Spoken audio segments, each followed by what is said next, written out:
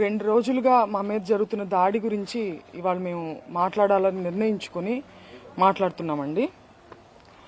ఆ రోజు ఉదయం ఏ రోజైతే ఈ మొత్తం సంఘటన చోటు చేసుకుందో ఆ రోజు ఉదయం అంబటి రాంబాబు గారు వెంకటేశ్వర స్వామిని దర్శించుకోవడానికి టెంపుల్కి వెళ్లారు. మార్నింగ్ దర్శించుకుని తిరిగి వస్తున్న దారిలో, అది ఎటువంటి పోస్టర్లు చించడానికో దేనికో వెళ్లిన కార్యక్రమం కాదండి. దర్శనం చేసుకుని ముగించుకుని తిరిగి వస్తున్నటువంటి సమయంలో మూకుమ్మడిగా అందరూ దాడి చేసి, టీడీపీ కార్యకర్తలు కావచ్చు, వాళ్ళ శ్రేణులు, వాళ్ళ మనుషులు అందరూ ప్రిపేర్డ్ గా చాలా ముందుగా ప్లానింగ్ తో రాడ్లు కర్రలు పట్టుకొని చాలా బహిర్గతంగా, ఒక లా అండ్ ఆర్డర్ ఉన్నటువంటి స్టేట్ లో చాలా బహిర్గతంగా వాటిని పట్టుకొని ఆయన దర్శనం చేసుకుని వెళ్తుండగా ఆయన మీద అటాక్ చేయడం జరిగింది.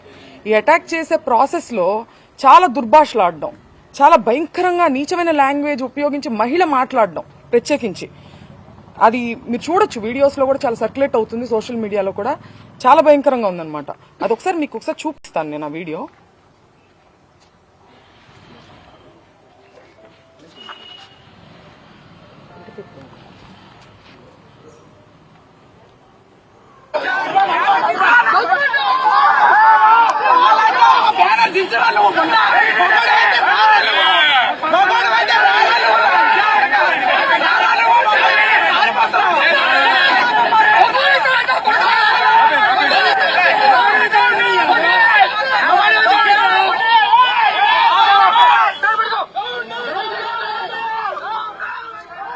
ఈవిడ ఒక మహిళ, ఆవిడ ఉపయోగించిన లాంగ్వేజ్ మీరు చూశారు.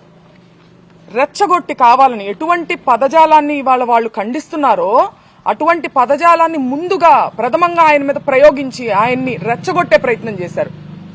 ఆ రెచ్చగొట్టిన ఆ హీట్ ఆఫ్ ద మూమెంట్ లో ఆయన ఒక రకంగా రియాక్ట్ అవడం జరిగింది. దాన్ని వెంటనే ప్రెస్ మీట్ పెట్టి, ఇంటికి వచ్చిన వెంటనే కూడా ఆయన ప్రెస్ మీట్ పెట్టి నేను అలా అనుండాల్సింది కాదు అని క్లియర్ గా ఆయన చెప్పారు. నేను అన్నది చంద్రబాబు గారిని కాదు, నేను నా మీద దాడికి వచ్చిన వాళ్ళని నేను అన్నాను. ఆయన ప్రజల చేత ఎన్నికవ్వబడినటువంటి సీఎం, ఆయన అనే ఉద్దేశం నాకు లేదు అని ఆయన వెంటనే చెప్పారు. ఇలా చెప్పే దమ్ము ఎవరికుందండి?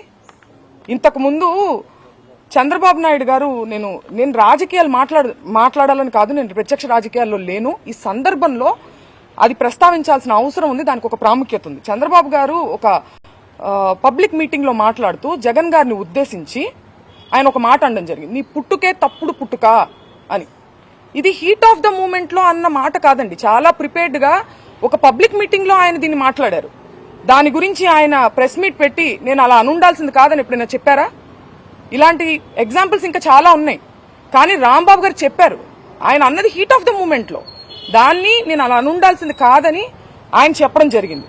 చెప్పిన తరువాత కూడా నేను లీగల్ కాన్సిక్వెన్సెస్ ఫేస్ చేస్తాను, నేను ఎక్కడే ఉంటాను, నేను ఎక్కడికి పారిపోను అని చెప్పిన తర్వాత కూడా ఒక ప్రజాస్వామ్యంలో, ఒక గవర్నెన్స్, ఒక లా అండ్ ఆర్డర్ ఉన్న స్టేట్ లో పోలీసుని పూర్తిగా నిర్వీర్యం చేసి విపరీతమైన దాడులు చేశారు. ఆయన మీద హత్యాయత్నం చేశారు. కత్తులు, కర్రలు.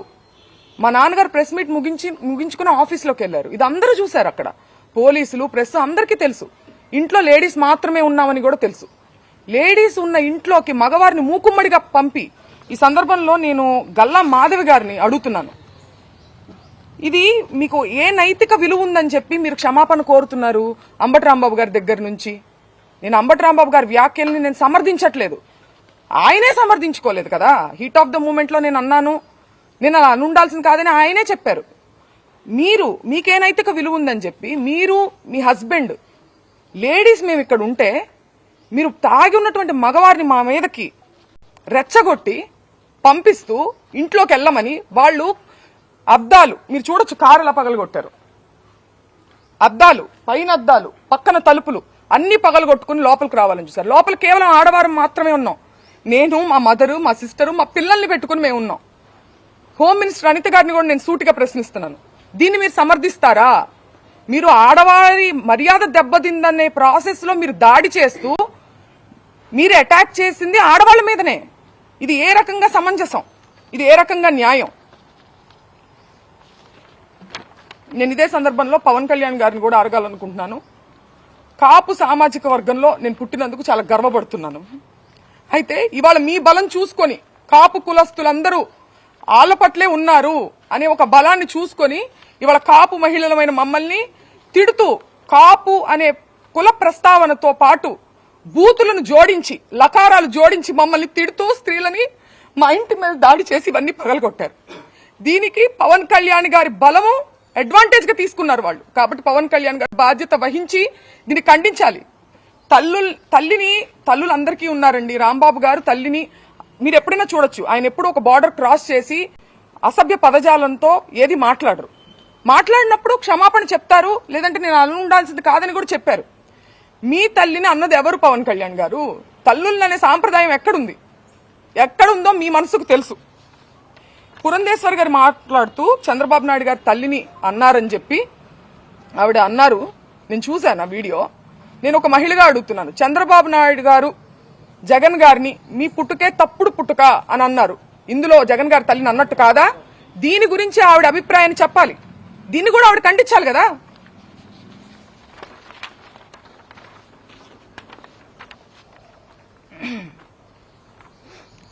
ఒక్కటే చెప్పదలుచుకున్నానండి, మేము వైసీపీ పార్టీ అని చెప్పి ముద్రేసి ఇవాళ పార్టీ అధికారంలో లేదని చెప్పి మేము బలహీనులం అని చెప్పి మా మీద అటాక్ చేస్తూ ఇవన్నీ చేస్తున్నారు. కానీ మీరందరూ గుర్తుపెట్టుకోవాల్సింది ఒకటి ఉంది. అన్నిటికీ మించి ఇది తిరుపతి లడ్డు విషయం దగ్గర మొదలైంది. మేము అన్నిటికీ మించి మా నాన్నగారు దేవుడు పార్టీ నిజాన్ని మాట్లాడారు. దాన్ని డైవర్ట్ చేసేదానికి ఆయన క్షమాపణ చెప్పినప్పటికీ కూడా ఇటువంటి దాడులు చేసి భయపెట్టి ఆయన దేనికి భయపడరు కాబట్టి ఇంట్లో స్త్రీల మీదకి వెళ్తే ఆయన భయపడతారనే ఒక చీప్ టాక్టిక్ ని ప్రదర్శించి ఇవాళ మా ఇంటి మీదకి వచ్చారు.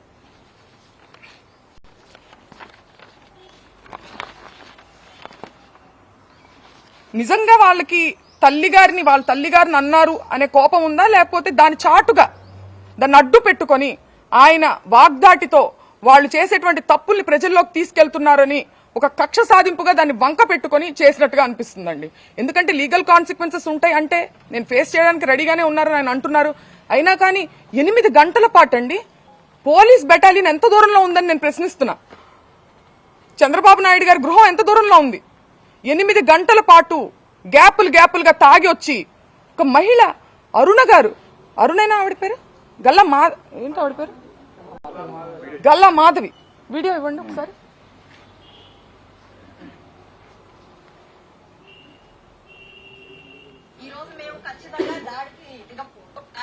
దిగబడ్డాము మేమందరం కూడా ఈ రోజు మేము ఖచ్చితంగా దాడికి దిగబడ్డాము మేమందరం కూడా ఈ రోజు మేము దాడికి దిగబడిందంట ఆవిడ దాడికి దిగబడ్డారంట. ఆవిడే చెప్తున్నారు. ఎవరి మీద దాడికి దిగబడ్డారు? మహిళల మీద దాడికి దిగబడ్డారా? మహిళలతో ఇది సమంజసమా? మహిళల కోసం పోరాడుతూ ఆవిడకి నేను ఒక్కటే చెప్తున్నా, మీకు కుటుంబం ఉంది, మీకు పిల్లలున్నారు, మిమ్మల్ని పావుగా ఉపయోగించుకుంటున్నారు. మిమ్మల్ని ఏ ఎమ్మెల్యేలు అయితే మిమ్మల్ని మా ఇంటికి పంపించారో వాళ్లే రావచ్చు కదా. వాళ్ళు రాకుండా మిమ్మల్ని పంపించారంటే మిమ్మల్ని బలిపశువుని చేస్తున్నారు. 40 ఏళ్ల రాజకీయ అనుభవం ఉంది మా నాన్నగారికి. నేను పుట్టిన సంవత్సరానికి ఆయన ఎమ్మెల్యే. నా చిన్నప్పటి నుంచి నేను రాజకీయాలు చూస్తున్నా. ఎన్నో గొడవలు చూసాం, పోలీసులు చూసాం. కానీ ఇంత నీచమైన రాజకీయాన్ని ఎప్పుడు చూడలేదు. నేను గల్లా మాధవ్ గారికి చెప్తున్నా, మీ కుటుంబం లేదా? మీ భర్తతో సహా వచ్చి స్త్రీల మీద దాడి చేశారే, మీ కుటుంబం లేదా? మీకు పిల్లలు లేరా? మిమ్మల్ని ఎందుకు పంపించారు? మిమ్మల్ని బలిపశువుని చేస్తున్నారు. వాళ్లే రావచ్చు కదా. మిమ్మల్ని పంపించిన వాళ్లే జనాన్ని వేసుకుని రావచ్చు కదా. ఆలోచించుకోవాలి. మీ మనస్సాక్షికి వదిలేస్తున్నాం దీన్ని.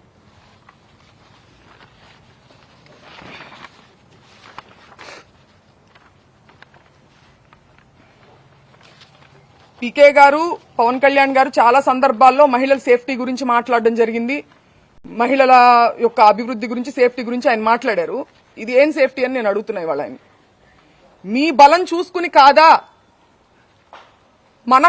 మన వేలితోనే మన పొడిచే ప్రయత్నం కాదా ఇది? ఒక సెక్టార్ ఆఫ్ మీ కాపులందరూ మీ వైపు ఉన్నారని చెప్పి వాళ్ళకి నచ్చని వాళ్ళని కాపు కులం స్టాంపు వేసి దాడి చేసి మూకుమ్మడిగా, ఇది ఆలోచించుకోవాలి పవన్ కళ్యాణ్ గారు.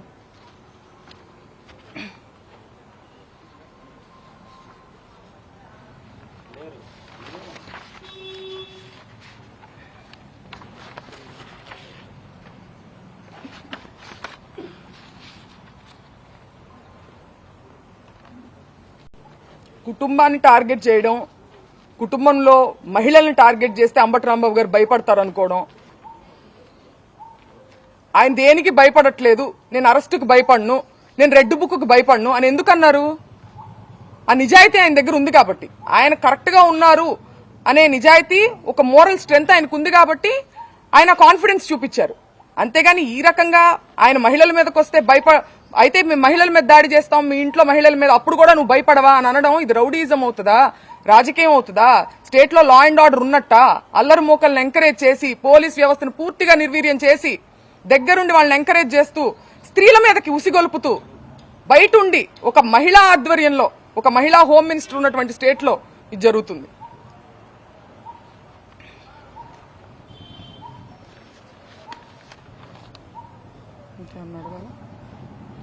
రాంబాబు గారు రాత్రి కోర్టులో చెప్పి నన్ను ఫిజికల్గా ఇబ్బంది పెట్టారు, ఇల్లు కూర్చోబెట్టి నన్ను బాగా చేశారు. అవును, ఏమన్నారు? మరి ఏం చేశారు? మేము కూడా ఉన్న మాట నిజం, కాకపోతే ముందుగా ఉండి మాట్లాడుతున్నారు, మాకు సరిగ్గా వినిపించలేదు. బట్ మాకు ఎమోషన్ అయితే అర్థమైంది, ఆయన చాలా ఇబ్బంది పడ్డారని, ఆయన్ని ఇబ్బంది పెట్టారని చెప్పి అర్థమవుతుంది. అంటే ఏంటంటే ఇప్పుడు మనం ఎంత మేధస్సు, ఎంత చదువు, ఎంత డబ్బు, ఎంత పలుకుబడి సంపాదించినా సరే ఇంకా మేము ఆటవికంగానే ఆలోచిస్తాము, ఫిజికల్ గా అబ్యూస్ చేస్తాము, మహిళల మీదకి వస్తాము, దాడులు చేస్తాము అనేటువంటి ఒక మార్గాన్ని ఎంచుకోవడం అనేది దురదృష్టం, గవర్నమెంటే ఎంచుకోవడం అనేది. ఆ రోజు మార్నింగ్ పూజ చేసుకుని వస్తూ ఉండగా కారు పైన అటాక్ చేశారు. అక్కడ ఉన్న ఎస్ఐ రాంబాబు గారి పైన కేసు నమోదు చేశారు ఎస్ఐ ఆ విధులు కట్టండి. మరి ఎంత బేభత్సం జరిగింది కదా, మరి మీ తరఫున ఒక కేసు కూడా మీరు ఇవ్వలేదు? తీసుకోలేదండి, తీసుకోలేదు. మేము పెట్టడానికి ప్రయత్నిస్తున్నాం, పెట్టారు ఆల్రెడీ, ఇప్పుడు కూడా మేము పెడతాము. మా మదర్ కూడా సెక్యూరిటీకి ఇమీడియట్ గా 8 గంటల పాటు జరిగిందండి ఇది దాడి. అంటే ఏదో ఒక క్షణంలో వచ్చేసేసి దాడి చేస్తే వెంటనే పోలీసు వచ్చి కంట్రోల్లో తీసుకోలేకపోయారంటున్నా, తీసుకోలేదు, కావాల్సి తీసుకోలేదు. ఎందుకంటే 8 గంటల పాటు జరగదు కదండి. ఒక లా అండ్ ఆర్డర్ ఉన్న స్టేట్ లో ఎంత దూరం ఉంది ఇక్కడ నుంచి? డీజీపీ ఆఫీస్ కావచ్చు, లేకపోతే పోలీస్ బెటాలియన్ కావచ్చు, ఎంత దూరంలో ఉంది? వాళ్ళు కంట్రోల్ చేసుకోవాలంటే కంట్రోల్ చేయొచ్చు కదా. ఆ రోజు దాదాపు పోలీసులు కూడా ఇక్కడే ఉన్నారు. వాళ్ళు ఎంతమంది ఉన్నారో రౌడీలు, పోలీసులు కూడా అంతే మంది ఉన్నారు. ఎందుకని కనీసం లాఠీ చార్జ్ చేయడం కానీ ఏమి చేయలేదండి, ఏమి చేయలేదు. మేము వింటూనే ఉన్నాము, వాళ్ళ వెనకాలే ఫాలో అవుతా వస్తున్నారు, ఊరికే కంట్రోల్ చేస్తున్నట్టుగా యాక్షన్ చేస్తున్నారు. మేము పైన బెడ్రూమ్ లో ఉండడం జరిగింది, నాకు మాట కూడా వినిపించలే కనీసం. మాకు అన్ని వినిపిస్తున్నాయి, వాళ్ళ అరుపులు, వాళ్ళు తిట్టే బూతులన్నీ కూడా మాకు వినిపిస్తున్నాయి. టోటల్ గా అసలు ఆ రోజు ఎపిసోడ్ చూస్తుంటే మీకు ఏమనిపించింది? ఉదయం దాడి కానీ లేకపోతే ఇక్కడ రావడం మొత్తం అంటే మేము నిజంగా ఎక్స్పెక్ట్ చేయలేదండి. అంటే ఉద్రిక్త వాతావరణం మధ్యాహ్నం 3-4 అప్పటి నుంచి ఉన్నప్పటికీ మేము వెళ్ళిపోయి ఉండొచ్చు, మహిళలు, ఇంట్లో ఉన్న మహిళలు మేము వెళ్ళిపోయి ఉండొచ్చు. కానీ మేము ఇంత నీచమైనటువంటి జరుగుతుంది, ఒక గవర్నమెంట్ ఉన్న, ఒక ప్రాపర్ గవర్నెన్స్ ఉన్న స్టేట్లో ఇలా జరుగుతుందని ఎక్స్పెక్ట్ చేయాలి. ఆఫీస్ మీద అంటే తగాదా జరగచ్చు అని అనుకున్నాం, కానీ ఇంట్లోనే ఉన్నాం స్త్రీలందరం. అసలు ఎక్స్పెక్ట్ చేయలేదు కాబట్టి మేము అక్కడే ఉన్నాం, ఖాళీ చేయకుండా మహిళలను లోపలే ఉన్నాం, లేకపోతే ముందుగానే వెళ్ళిపోయేవాళ్ళం.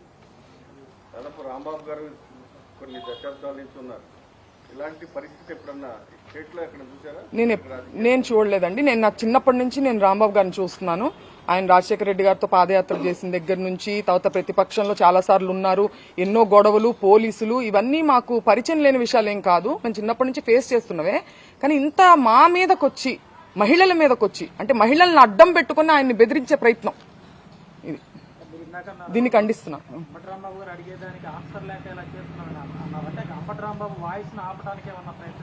ఖచ్చితంగా అదే కదండి. అంబటి రాంబాబు గారు ఎక్కడా దొరకట్లేదు. ముందుగాని ఇప్పుడు దొరికింటే ఎప్పుడో ఆయన ఇబ్బంది పెట్టేవాళ్ళు, ఎక్కడా దొరకట్లేదు. పైగా నన్ను అరెస్ట్ చేయండి అనే ఒక కాన్ఫిడెన్స్ ని ప్రదర్శిస్తున్నారు. అరెస్ట్ చేయండి అనే కాన్ఫిడెన్స్ ఎక్కడి నుంచి వస్తుందండి? మనం ఏం తప్పు చేయలేదన్నప్పుడే కదా అంత కాన్ఫిడెంట్ గా ఉంటాం. అది ఇప్పుడు ఏంటంటే ఆయన, నేను అలా ఉండాల్సింది కాదని చెప్పినప్పటికీ ఇంతకు మించి ఆయన ఎక్కడా పట్టుకోలేము. దీన్ని పట్టుకొని మనం అడ్వాంటేజ్ తీసుకొని మనం కక్ష సాధింపు చేయాలి. తల్లిగారిని అన్నారనే బాధ ఉన్నవాళ్ళు, వాళ్ళ పార్టీలో ఉన్న వాళ్ళు కూడా అలాంటి బూతులు తిట్టకూడదు కదా వేరే పార్టీ వాళ్ళని. సో అదేంటంటే అది ఒక సాకుగా ఉపయోగించుకుంటున్నారు వాళ్ళు, అంతే. రాంబాబు గారు అనలేదు, క్లియర్ గా అనలేదని ఆయనే చెప్తున్నారు. నేను చంద్రబాబు గారిని అనలేదు, నేను నా మీదకి దాడికి వచ్చిన వాళ్ళని అన్నాను. ఆవిడ ఎలా మాట్లాడుతున్నారో మీరు అందరూ చూస్తున్నారు, ఆ మహిళ.